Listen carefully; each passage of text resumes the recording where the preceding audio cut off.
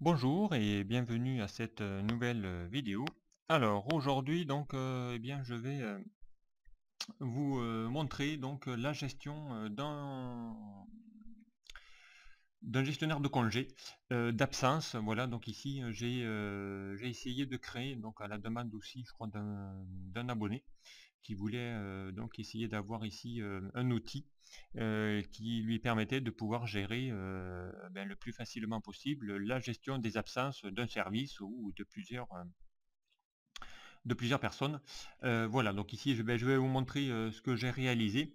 Voilà, qui part un peu du même principe, hein, parce qu'il y a déjà une partie que je ne vais pas détailler puisque j'ai repris à peu près la même structure d'un tuto que j'avais fait précédemment sur le diagramme de Gantt. Donc voilà, donc j'ai repris à peu près le même type de calendrier, voilà, en le modifiant un tout petit peu pour l'adapter donc via ici la gestion des congés. Alors, comment cet outil fonctionne? Donc ici, eh bien voilà, je suis parti ici du planning et à partir de là, donc eh bien je vais gérer ici dans cette feuille planning les absences de plusieurs salariés. Donc ici, j'ai pris l'exemple de gérer bien voilà 10 personnes. Donc voilà, salarié 1 jusqu'à salarié 10. Donc à vous de pouvoir redonner des noms à chacun. Donc ici, hein, j'ai créé ici un onglet qui permet ici de gérer la liste de mes salariés. Voilà, donc si ici je mets un salarié, voilà, il suffit de les renommer, hein, de leur donner un nom. Donc ici, je vais mettre juste un prénom, voilà. Donc je renomme ici ma liste de salariés. Quand je reviens dans mon planning, ici, donc en avant, eh bien, j'aurai ici Jean-Paul. Donc voilà, ici, si je veux gérer Jean-Paul, voilà, automatiquement, ça va se mettre à jour dans votre planning. Et également, donc, j'ai créé une synthèse qui permettra ici, donc, voilà, de remettre à jour ici la liste des salariés, où là, vous aurez donc une récap ici de tous les absences et de savoir ici, si on part ici d'une base de 25 jours de congés payés, et bien ici, on va avoir le cumul par rapport à la période en question. Ici, le cumul des CP, le reliquat, vous verrez que j'aurais mis ici des alertes qui va mettre en rouge automatiquement ici la, le tableau lorsqu'on aura bien dépassé le seuil, hein, le seuil de nombre d'absences pris par rapport à ce qui a été prévu. Donc ici, eh bien, j'ai mis également ici bien les différentes absences. Donc ici, j'ai mis les CP pour les congés payés, j'ai mis les RTT si vous en avez. J'ai pris ici les congés maladie et j'ai mis une autre catégorie divers. Donc après, il pourra être adapté en fonction de vos propres besoins. Et à la fin, donc ici, hein, si vous marchez en forfait jours travaillés par an, donc ici, eh bien, j'ai la possibilité d'avoir ici le cumul de mes jours travaillés donc au fur et à mesure. Donc voilà, donc tant que j'ai pas pris d'absence, eh ici, en fonction des années, on aura ici le nombre de jours travaillés. Et au fur et à mesure que je vais prendre des absences, ou que je vais avoir des absences, bien évidemment, les jours travaillés vont diminuer. Voilà, donc ici, on aura ici ces informations-là pour, pour la suite. Voilà, donc je pars de mon planning. Alors, je suis parti effectivement ici de mon planning où j'ai géré donc ici mon année. Donc ici, il va être bien en fonction de comment vous travaillez. Donc ici, j'ai mis une date de début hein, de la gestion de vos congés, une date de fin, et j'ai affiché ici la date du jour. Donc aujourd'hui, nous sommes le 21 novembre. Et ici, donc, si votre calendrier ne commence pas, voilà, ici au 1er janvier, et notamment souvent la gestion de congé se fait au 1er juin, et bien ici vous pouvez changer la date, donc vous verrez ici, hein, si vous voulez commencer au 1er juin, il suffit de taper ici 1er juin, automatiquement donc il va afficher automatiquement la date de fin, au 31 mai, donc un an, hein, puisque souvent les congés se font sur un an. Voilà, donc ici bien j'ai mis une formule tout simplement qui va aller chercher la date de début. Donc ici c'est ma zone nommée que j'ai, voilà, c'est ma date de début de mes gestions de congés que j'ai nommée, hein, je l'ai appelé date début. Donc ici, bien pour calculer la date de fin, je vais faire la date de début plus les 364 pour avoir les jours entiers. Et automatiquement, votre calendrier va s'adapter. Donc ici, il va y avoir la liste de tous vos jours jusqu'à la fin de l'année. Donc ici, hein, j'ai remodifié, je suis parti du 1er juin 2015. Donc là, il part ici du 1er juin. On est en semaine 23, voilà, et ici on a les jours de la semaine. Automatiquement, donc bien il va aller arriver jusqu'à la fin, donc ici jusqu'au 30 mai, voilà, 2015, voilà. Donc ici, à vous de gérer ici les calendriers correspondants. Donc voilà, on peut ici repartir sur le mois de janvier et automatiquement votre calendrier va s'adapter. Donc pour gérer le calendrier ici, donc je ne vais pas le remontrer puisque c'est exactement le même que j'avais fait lors de la création ici de mon diagramme de Gantt. Donc je pars ici de la date de début et ensuite je vais ajouter un à chaque fois pour ici lister mes dates. Donc après j'y affiche mes numéros de semaine correspondant ici à chacun de mes lundis. Donc ici voilà, j'ai mis S2 à partir du premier lundi, voilà. Donc pour afficher, je vous rappelle, le numéro de semaine, on va aller chercher la formule qui s'appelle no.semaine. No.semaine de quoi? De G6, donc G6, je vous rappelle, c'est la date. Ensuite, j'y affiche ici le jour uniquement, donc je vais aller chercher la fonction jour. Jour de quoi? Eh bien de ma date, pour y afficher ici les jours correspondant à chacune de mes dates. Donc uniquement les jours en valeur chiffrée. Donc ici on a le 1, 2, 3, 4, 5, voilà, jusqu'à la fin du mois, et on repart à 1 pour chacun des débuts du mois. Ensuite, j'y affiche ici à quoi correspond chacun de mes jours, si c'est un lundi, vendredi, samedi, dimanche. Voilà, donc ici pour chacun de mes jours. Donc en utilisant encore une fois la formule donc jour sem qui va aller chercher ici, cette formule jour sem va essayer d'afficher ici les jours de la semaine, donc lundi, mardi, mercredi en fonction de la date.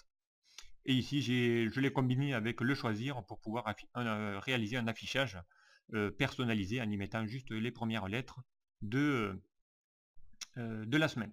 Voilà, donc ça c'est la première étape mais ça je vous l'ai déjà expliqué comment créer ça via donc un précédent tuto. Et ensuite, j'y mets de la mise en forme conditionnelle, ici, qui va mettre notamment en gris tout ce qui est ici les samedis et les dimanches. Voilà, donc ici je fais automatiquement, voilà ici, dès que le calendrier va se créer, tous les samedis et dimanches vont être grisés.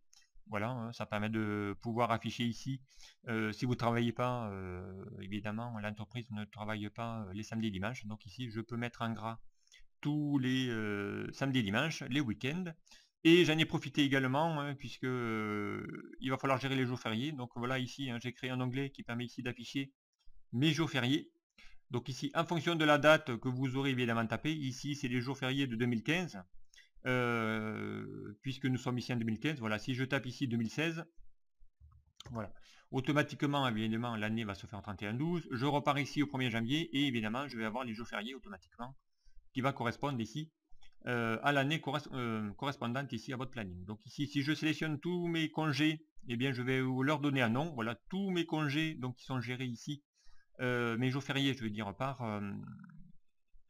voilà, par une zone nommée, donc j'ai nommé jour férié, et je vais l'intégrer ici dans mon planning pour pouvoir ici afficher, notamment ici le 1er janvier, c'était le 2016, donc c'était un vendredi, et je l'ai grisé également pour pouvoir mettre en gris tous les jours fériés de l'année correspondante. Donc ici on va y afficher encore voilà, ici c'est le lundi, ça doit être le lundi de Pâques. Ensuite on va avoir certainement les mois de mai, donc ici on va avoir voilà, le 1er mai, bon ça tombe à dimanche en 2016, voilà, on a le jeudi de l'Ascension, voilà, et ainsi de suite. Donc ici je vais mettre tous les jours fériés en gris aussi, puisque normalement on n'est pas censé travailler les jours fériés, voilà. Donc ici tout ça, grâce à quoi? À de la mise en forme conditionnelle. Donc je vais vous montrer comment j'ai fait ça. Donc je me mets sur ma plage, je vais faire mise en forme conditionnelle, gérer les règles. Et donc ici les trois règles en grisé que j'ai utilisées pour les samedis et dimanches. Donc ici je vais dire la formule va être ici si G9, donc ici je reviens au début, G9 ici c'est mon vendredi, si où j'ai mis ici mes lettres de mes semaines, je lui dis ici si G9 est égal à D, donc D va correspondre à dimanche, et bien tu vas le mettre en gris. Si G9 est égal à S, tu vas également le mettre en gris. Et ensuite pour gérer les jours fériés, bien c'est la même chose, et là comme j'ai plusieurs dates à vérifier, puisqu'il y a plusieurs jours fériés dans une année, bien je vais utiliser un OU, et je vais lui dire ici, là aussi, si donc G6, encore une fois, ce sont ici ma date, si G6 est égal à un jour férié, c'est-à-dire correspond ici, j'y ai cherché ma zone nommée, qui correspond ici à la liste de tous vos jours fériés, et bien dans ce cas-là, tu vas également le mettre en gris. Et c'est comme ça, donc je vais pouvoir mettre en gris soit les samedis, les dimanches et les jours fériés. Voilà, à vous de les gérer ou pas, mais voilà, comme ça, c'est fait automatiquement. Voilà, à partir de là, donc ici, bien évidemment, j'y mets ici des codes couleurs pour aller afficher les catégories de mes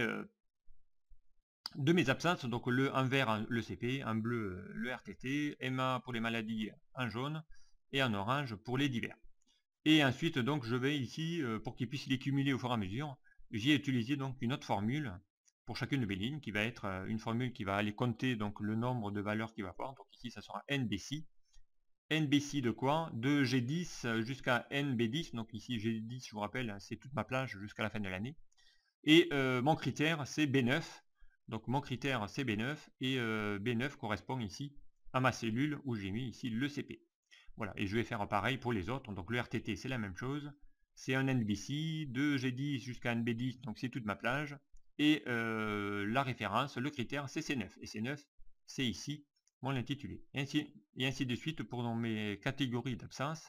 Et pour calculer mes jours travaillés, eh bien là, j'utilise donc une fonction qui s'appelle NB jours ouvrés.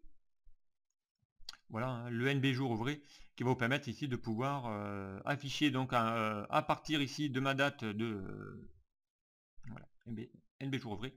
À partir de ma date début, donc je vous rappelle, la fonction NB jour ouvré va vous permettre d'afficher le nombre de jours à partir d'une plage. Voilà, donc, donc entre la date de début et la date de fin. Donc ici, je lui ai dit la date de début, c'est mon 1er janvier 2016. Ma date de fin, c'est mon 30/12/2016. J'y intègre les jours fériés, puisque les jours fériés ne sont pas des jours ouvrés travaillés. Donc j'y intègre mes jours fériés et à cela j'y retranche ici mes absences, donc mes CP, mes RTT, mes congés maladie et les divers. Et comme ça je vais pouvoir ici automatiquement avoir un décompte de mes jours travaillés au fur et à mesure que je vais saisir ici mes congés. Voilà, à partir de là, une fois que vous avez préparé votre tableau, après ça va être très très simple, puisque derrière, si je veux par exemple voilà, me gérer ici, je vais dire qu'en semaine 4, je prends ici une semaine de CP, donc il n'y a plus qu'à mettre ici mon CP. Voilà, et automatiquement, donc il va prendre ici le code couleur en correspondant ici à mes CP. Il va calculer donc automatiquement le nombre de congés payés que j'ai pris au fur et à mesure que je vais les saisir dans ma matrice. Et ensuite, il va automatiquement du coup décompter mes jours travaillés réellement. Donc ici, il a fait les 253 qui est normalement dans un jour sur l'année 2016. Voilà. Et si je les retire, donc ici, mes 5 jours, je retombe à 248. Et vous allez voir que votre synthèse va automatiquement ici prendre en compte ces modifications, puisque là, voilà, je suis bien ici à 248 jours travaillés. J'ai bien ici ma base de 25. J'ai pris déjà 5 CP et j'ai un reliquat de plus que 20 voilà, congés payés à prendre au fur et à mesure. Donc voilà, et ici donc on va pouvoir bien gérer ici toutes les absences. Voilà, ici je vais en prendre pour le salarié 5 par exemple, mettre ici, voilà, il va prendre un RTT, voilà, j'ai plus qu'à valider. RTT, donc ici il a bien comptabilisé ici un RTT, j'ai plus que 252 jours travaillés et automatiquement mon salarié 5 ici a bien ici mon RTT. Voilà, donc ici ça va être assez simple de pouvoir réaliser ce type de gestion d'absence. Alors pour mettre ici les codes couleurs dans mon planning, pour que lorsque je tape mon code CP, RTT, MA, donc ici si je mets ici MA sur une autre cellule, voilà, automatiquement il va prendre en jaune. Si je mets ici divers, ici par exemple je peux mettre ici divers, donc ici je vais mettre divers, et bien automatiquement il va prendre aussi la même couleur. Donc ici pour mettre ça, c'est encore une fois une mise en forme conditionnelle. Donc je vais aller gérer ici les règles et les mises en forme conditionnelles que j'ai créées pour chacune de mes catégories. Donc j'ai mis ici, si ma cellule est égale à div, donc j'ai fait en sorte de faire une mise en forme conditionnelle où le texte contient quoi? Le mot div. Si le texte contient div, il va mettre en orange. Si la cellule contient le mot MA, il va mettre en jaune. Si la cellule contient RTT, un bleu et un CP en vert. Voilà, tout simplement. Ici, si vous voulez aller voir ici, modifier la règle. Donc c'est appliquer une mise en forme uniquement aux cellules qui contiennent le mot div et je mets ici la couleur. Voilà, tout simplement. Et à partir de là, donc ici, vous allez pouvoir gérer vos plannings comme automatiquement en y insérant ici juste vos codes, donc au fur et à mesure que votre calendrier va ici avancer. Voilà. Et à la fin, donc vous aurez votre synthèse qui va automatiquement cumuler. Donc pour réaliser la synthèse de mes absences, donc c'est tout simple. Donc ici, j'ai Yafi déjà la base, donc là je l'ai saisi. Ici, je vais aller chercher l'information dans ma feuille planning en B10. Donc ici, je suis en face Jean-Paul, en CP, j'ai mis planning égale B10, donc j'ai fait égal quoi? Voilà, B10 ici, donc B10 égale donc ici, eh bien, ma cellule, et j'ai fait en sorte de le créer pour tous les autres. Et vous aurez ici votre synthèse au fur et à mesure de vos saisies. Voilà, donc ici, eh bien, un exemple de planning, de gestion d'absence, voilà, qui peut être réalisé voilà, assez simplement. Donc on pourrait évidemment l'améliorer, l'automatiser en mettant des macros, des choses comme ça. Mais là, voilà, je vais voulu vous montrer ici un gestionnaire d'absence, donc le plus simple possible. En utilisant que quelques formules de date et beaucoup de mise en forme, puisqu'ici je vais pouvoir gérer et afficher des données uniquement en utilisant quelques mises en forme conditionnelles. Voilà, donc j'espère que ce tuto vous aura plu. Merci de m'avoir suivi et puis à très vite sur un prochain tuto. Au revoir.